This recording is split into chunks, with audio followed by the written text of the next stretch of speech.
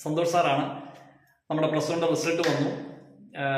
ചില കുട്ടികൾക്കൊക്കെ നല്ല മാർക്കുണ്ട്, ചില കുട്ടികൾക്ക് മാത്സ് വളരെ ടഫായിരുന്നു. കാരണം നമ്മൾ കഴിഞ്ഞ പ്രാവശ്യം അത് പേപ്പറിൽ വരെ ഉണ്ടായിരുന്നല്ലോ, മാത്സിന്റെ ക്വസ്റ്റ്യൻ ഭയങ്കര ടഫായിരുന്നു എന്നൊക്കെ. പക്ഷേ യഥാർത്ഥത്തിൽ ചിന്തിക്കുകയാണെങ്കിൽ ടെസ്റ്റിനകത്തുള്ള ക്വസ്റ്റ്യൻ തന്നെ കുറച്ചൊന്ന് മാറി എന്നുള്ളതേ ഉള്ളൂ. എങ്കിലും ചില കുട്ടികൾക്ക് അത് പ്രതീക്ഷിച്ചില്ല ക്വസ്റ്റ്യൻ. കാരണം പല വർഷങ്ങളായിട്ട് ഒരേ മോഡലിലെ ക്വസ്റ്റ്യൻ വരികയായിരുന്നു. അപ്പം കുട്ടികളെ കുറ്റം പറഞ്ഞിട്ടും കാര്യമില്ല, അവർക്ക് ഒരു അബദ്ധം പറ്റി എന്ന് പറഞ്ഞു. കാരണം പ്രധാനപ്പെട്ടതൊക്കെ അവർ കുറച്ചു പേരൊക്കെ ഒന്ന് അവോയ്ഡ് ചെയ്തു, അങ്ങനെയൊക്കെ വന്നു. അപ്പം റിസൾട്ട് വന്നു കഴിഞ്ഞപ്പോൾ കുറേ പേർക്ക് നല്ല മാർക്കുണ്ട്. ഇപ്പം തന്നെ ഞാൻ എൻ്റെ അടുത്ത് പഠിക്കുന്ന കുട്ടികൾ Santhosh tuition for maths, Mannar, Mavelikkara, Ennakkad, Thattarambalam, അതായത് മറ്റം, ഇത്രയും ഭാഗത്ത് നമുക്ക് ബ്രാഞ്ച് ഉണ്ട്.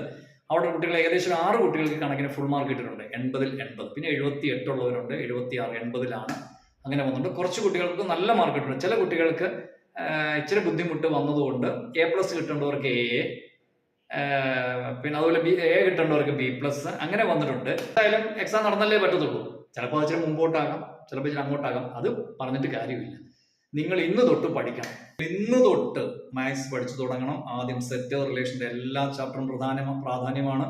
പ്രത്യേകിച്ച് സെറ്റ് റിലേഷൻ, അതുപോലെ trigonometry, complex number, inequality, permutation, binomial, sequence, straight line, അങ്ങനെ വേണ്ട എല്ലാം, limits and derivative, statics, probability എല്ലാം പ്രധാനപ്പെട്ടതാണ്. ഓക്കെ.